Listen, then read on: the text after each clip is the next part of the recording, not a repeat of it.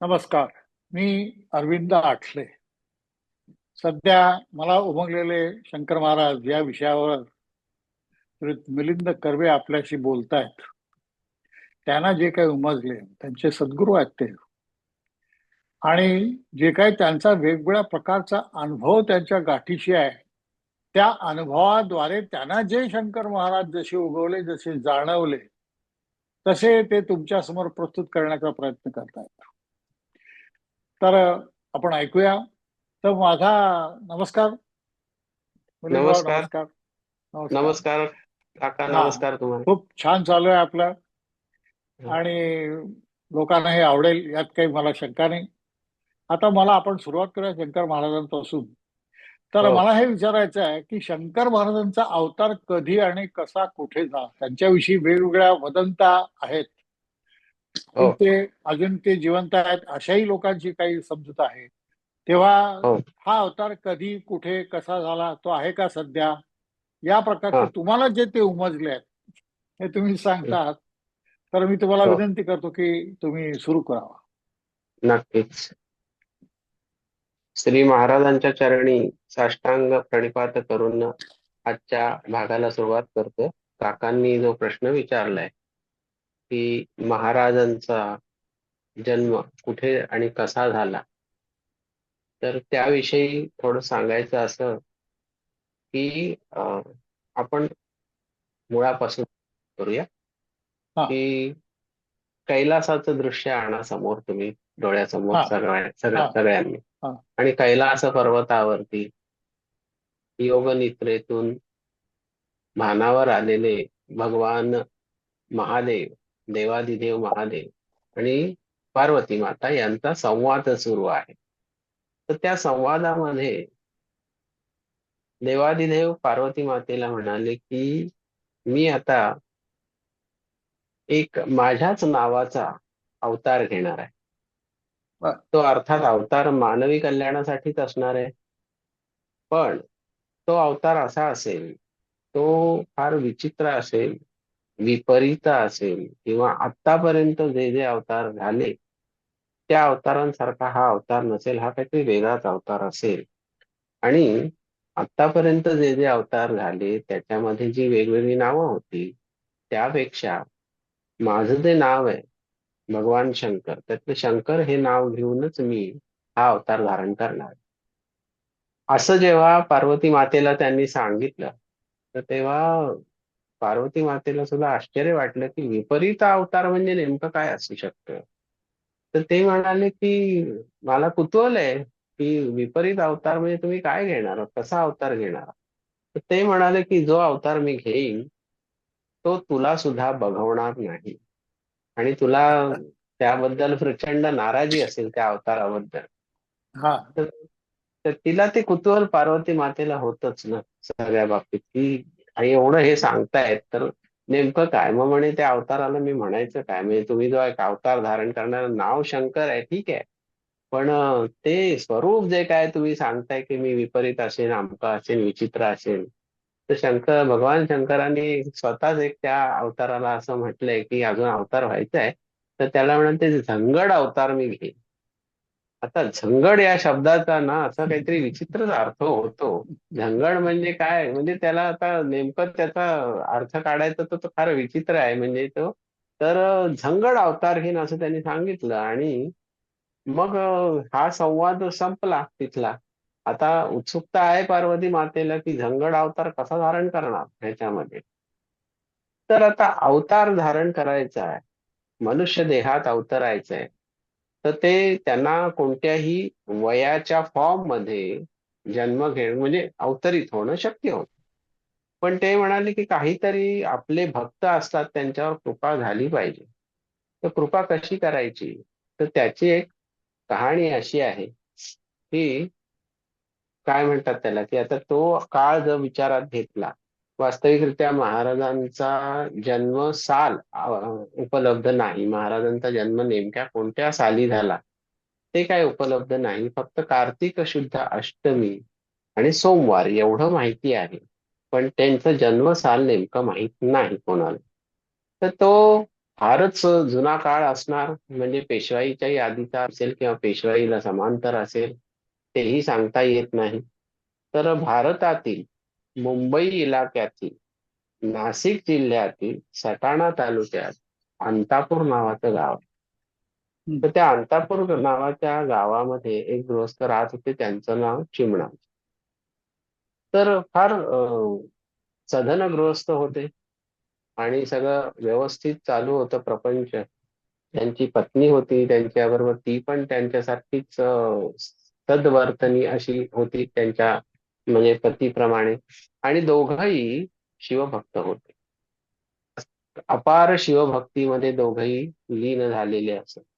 आणि शिवाची उपासना, त्याच्यानंतर शिवनामाचा जप, हे ते सगळं ते करत असत. तर त्यामध्ये त्यांच्या डोक्यामध्ये एक खंत पण होती मनामध्ये, आपण म्हणू दोघांच्याही पती पत्नीच्या, की त्यांच्या पोटी पुत्र संतान नव्हतं. पण झालं असं की आपलं जे आराध्य दैवत आहे शिवशंकर भगवान महादेव, देवादिदेव महादेव यांच्याकडे पुत्र संतान मागावं किंवा त्यांच्याकडे ही खंत व्यक्त करावी असं त्या दोघांना अजिबात वाटलं नाही. त्याचं कारण असं आहे की ते अनन्यसाधारण भक्त होते शिवशंकरांचे. पण ती त्यांची भक्ती सकाम नव्हती, तर ती निष्काम होती. तर ती सकाम भक्ती म्हणजे काय, की काहीतरी एक उद्दिष्ट समोर ठेवून त्या परमेश्वराची भक्ती करायची, त्याला प्रसन्न करून घ्यायचं आणि आपलं जे मागणं आहे ते त्याच्यासमोर मागायचं, याला सकाम भक्ती म्हणतात. पण ह्या दोघांची भक्ती निष्काम होती. म्हणजे त्यांच्या मनात सुद्धा असा कधी विचार आला नाही की आपले देवाधिदेव एवढे महादेव असून सुद्धा आपल्या मनातली खंत ओळखून त्याने आपल्याला पुत्र संतान द्यायला नको का? हे असं कधी त्यांच्या डोक्यात आलंच नाही. ते आपले निष्काम मनाने ते करत राहिले, ती भक्ती करत राहिले. पण कुठे ना कुठेतरी सगळं करताना आपण हल्ली जो शब्दप्रयोग वापरतात ना सगळेजण, बॅक ऑफ द माइंड, तसं ते बॅक ऑफ द माइंड त्यांच्या ते होतच की आतमध्ये, की नाही बाबा आपल्याला पुत्र संतान नाही. मग त्या ह्याच्यामध्येच ती भक्ती होत होती, तो नामजप होत होता, शिवाची अनन्यसाधारण उपासना ते दोघ जण करत असत. तर आता आपण परत मागे जाऊ की कैलासावर हे पार्वतीला सांगितलेलं आहे शिवाने की मी अवतार घेणार आहे. मग आता चिमणाजीची जी भक्ती होती आणि त्यांच्या पत्नीची, त्याच्यावरती भगवान प्रसन्न होते आणि त्याचं फळ त्यांना द्यावं असं ते भगवानांना जेव्हा महादेवांना वाटलं, तेव्हा महादेवांनी काय केलं की एका तेजपुंज तपस्व्याचं रूप घेतलं आणि ते एक दिवस पहाटे चिमणाजींच्या स्वप्नात आले आणि त्यांना सांगितलं की तुझ्या डोक्यात खंत आहे ना, हे असं आहे तुझ्या मनातलं तो भाव आहे खंत की पुत्र संतान नाही, तुझी इच्छा पुरी होईल. तू अमुक एक दिवशी, त्याने एक दिवस सांगितला होता, तो हम्म. सोमवारच होता. तर त्या दिवशी त्यांनी सांगितलं की अंतापूरच्या नजीकच दावल मलिक नावाचं ठिकाण आहे, तिथे आजूबाजूला अरण्य आहे. आणि आता त्यावेळेला होता, आता आहे की नाही माहिती नाही, पण त्यावेळेला होता अरण्य.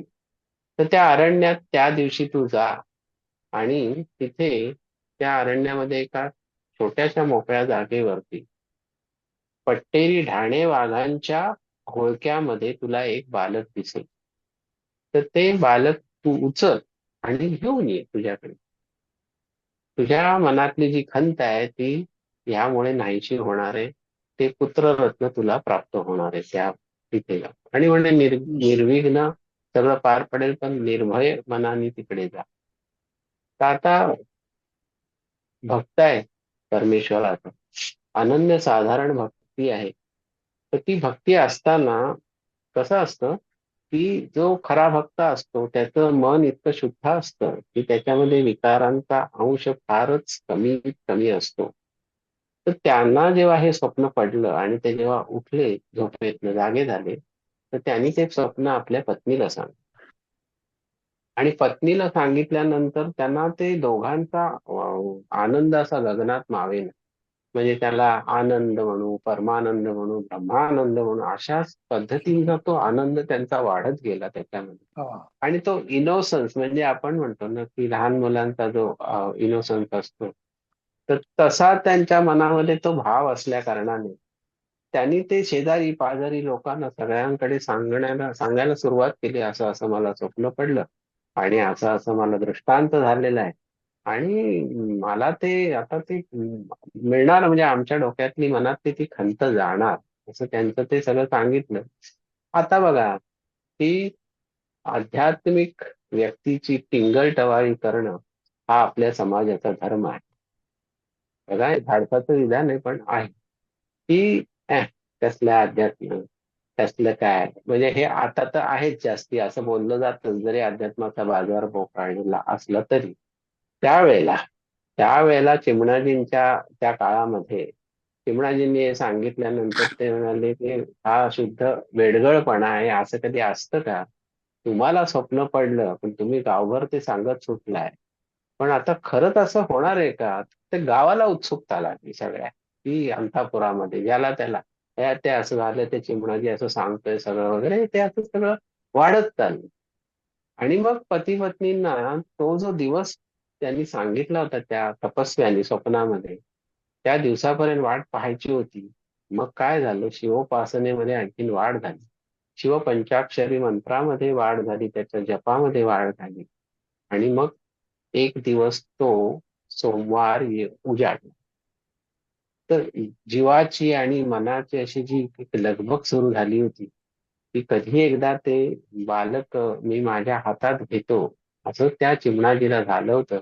आणि उभयता पती पत्नी त्या अगदी आपण म्हणतो ना अधीर मनाने त्या दावल मलिकच्या दिशेने निघाले. त्यांच्या मागे अर्थातच काय म्हणतात त्याला, हितचिंतक नावाचे प्रेक्षक सगळे त्यांच्या मागोमाग त्यांना न दिसेल असे निघाले, किंवा काय चाललंय बघूया तरी की ते वेडगळपणा कुठपर्यंत पोहोचलाय, कारण निघालेत दोघं जण. तर ते गेले दावल मलिकच्या त्या अरण्यामध्ये. आणि जसं तपस्व्यांनी सांगितलं होतं तसंच अगदी त्याच पद्धतीने त्या छोट्याशा मोकळ्या जागेत धाण्या वाघांच्या घोळक्यामध्ये एक बालक पहुडलेलं त्यांना दिसलं. आणि बापरे. त्याच्यामध्ये आणखीन एक भीतीदायक अशी गोष्ट होती, की एक वाघीण तिच्या स्तनामधून त्या बालकाच्या तोंडामध्ये दूध सोडत होती. आता हे बघितल्यावर त्यांच्या अंतर्बाह्य अंगावर काटा आला चिमणाजींच्या, की बापरे, की शेवटी कसं आहे ना, की जरी दृष्टांत वगैरे आहे त्याप्रमाणे ते दिसतंय, ते दैवी बालक आहे का काय आहे त्याचा उहापोह तेव्हा नव्हता, कारण मनामध्ये वात्सल्य भाव उचंबळून आलेला होता. पण ते ठाणे वाघ आहेत, तिथे जायचं कसं की काय, ते 2 क्षण असं काहीतरी झालं त्यांना, पण शेवटी त्या स्वप्नावरती विश्वास ठेवून ते पुढे गेले. त्याबरोबर ते वाघ आपोआप बाजूला झाले आणि त्यांनी त्या मुलाला ते उचलताना त्या मुलाच्या अंगावर एक त्रिदळ म्हणजे बिल्वपत्र पडलं, कारण ते वाघ जिथे बसलेले होते तिथे जो वृक्ष होता तो बिल्व वृक्ष होता, बेलाचं झाड. वा, वा. तर ही एक खूण आहे, की म्हणजे आपण म्हणतो ना, परमेश्वर संकेत देतो ते वेगवेगळ्या मार्गाने देतो. नैसर्गिक मार्गाने तर फारच परमेश्वराचे संकेत मिळत असतात. तर त्या पद्धतीने ते बिल्वपत्र त्यांच्या अंगावर पडलं त्या बालकाच्या. तेव्हा ते जणू काही सुचवलं, की बाबा जे मला प्रिय आहे ना, ते माझ्या अंगावर मी आधीच घेऊन तुझ्याकडे येतोय. म्हणजे बिल्वपत्राची पूजा आधीच झाली चिमणाजींनी हा. न करता. मग ते बालक उचलून चिमणाजी घरी आले. आणि मग त्याचं ते काय कोड कौतुकनी लालन पालन सुरू झालं. तर हे अशा पद्धतीने तो महाराजांचा जन्म आहे, हे निर्विवादपणे सत्य आहे. कारण याच्यावरती कुठेही या कथेमध्ये म्हणजे महाराजांच्या जन्माची ही कथा आहे, ती खुद्द महाराजांनी जरी सांगितली असेल किंवा आणखी कोणाच्या महाराजांनीच सांगणार, ते महाराजच सांगणार म्हणजे कथा आहे. तर त्या कथेमध्ये आणि आतापर्यंत जो ती कथा जशी पुढे सरकत आलेली आहे, आता आपण त्या कथेबद्दलच बोलतोय, त्यांच्या जन्माच्या कथेबद्दल. हा. हा. तर ह्याच्यामध्ये कुठेही दुमत नाहीये आणि कुठेही कोणी पाणी घातल्याचं दिसत नाही याच्यामध्ये, की मग त्याला खाटे फोडले आणि पाणी घातलं असं काही होत नाही. तर ती एकच अंध ही कथा आहे. तर ह्या पद्धतीने कार्तिक शुद्ध अष्टमीला महाराजांचा सोमवारी प्रगट झाले महाराज असं म्हणता येईल.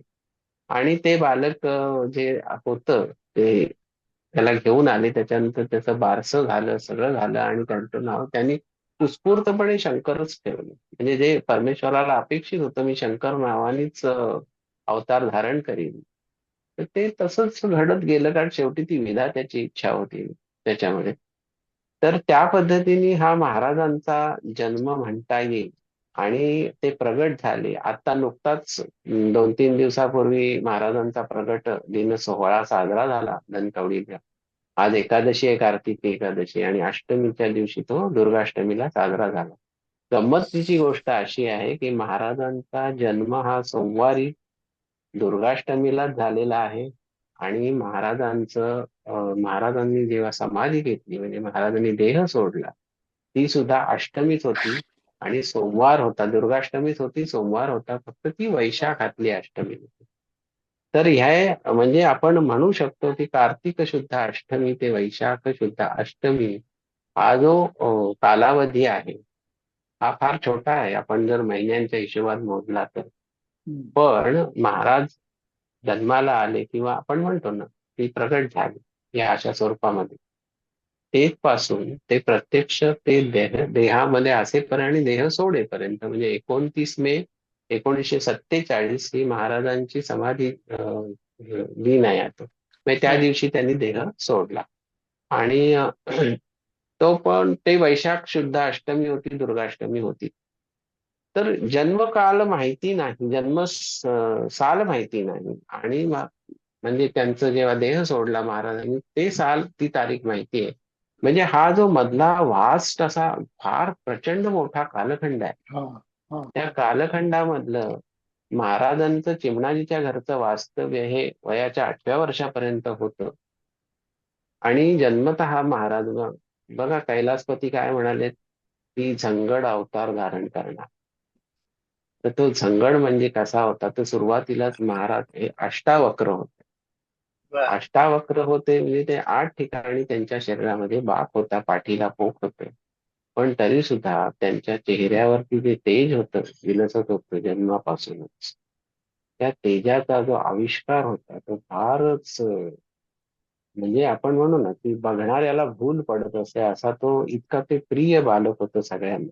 अच्छा. तर असा हा महाराजांचा, तुम्ही जसं म्हणालात की त्यांचा जन्म कुठे आणि कसा झाला, हम्म. तर त्याची ही म्हणजे अशी एक प्रत्यक्ष कथा आहे. प्रत्यक्ष मातीच्या उदरी नाही झाले. नाही झालं, हा. प्रत्यक्ष मातेच्या वगैरे नाही. तर ह्या पद्धतीने तो जन्म आहे महाराजांचा. पण मग याचा असा काय कारणभाव असू शकतो अशाचा, अशा जन्माचा अशा प्रकारे जन्म घेणं, हा. तर याचा काय कारणभाव, तर कार्यकारण भाव काय असू शकतो असं? तर त्याच्यामध्ये एवढंच सांगता येईल की आपण म्हणतो ना की पुनरपि जननम पुनरपि मरणम. तर पुनरपि जननी जठरे शयनम हा जो प्रकार, जठरे शयनम, तर ते गर्भामध्ये रुजण्यापेक्षा जी मूलद्रव्य आहेत सृष्टीमध्ये, त्या मूलद्रव्यांचं जेव्हा अणुरेणू परमाणूमधून एकत्रीकरण करून जे धारण केलं जातं, जे साकार केलं जातं, जे शरीर रूपाने साकार होतं, ते परब्रह्मच करू जाणे. आणि जेव्हा देह सोडायचा आहे प्रत्यक्षात, त्यावेळेला तो निराकार करणं त्याच पद्धतीने, हेही परमेश्वर करू जाणे. पण महाराजांनी देह सोडल्यानंतर ती गोष्ट केली नाही. पण देह धारण केल्यानंतर करताना त्यांनी ही सगळी जी मूलद्रव्य आहेत सृष्टीमधली पंचमहाभूतांमधले जे सूक्ष्मातिसूक्ष्म घटक आहेत, त्या घटकांचं एकत्रीकरण करून त्यांनी ते देह धारण केला. आणि कसं आहे, मुळातच हा झंगड देह धारण करण्यामागे कारणच एक होतं की विश्वकल्याण तर करायचंय, पण आपल्या मागे लोकांची फौज लावून द्यायची नाही. किंवा काही आपण म्हणतो ना लोक चिकटायला बघतात असा जो प्रकार असतो त्याच्यामध्ये.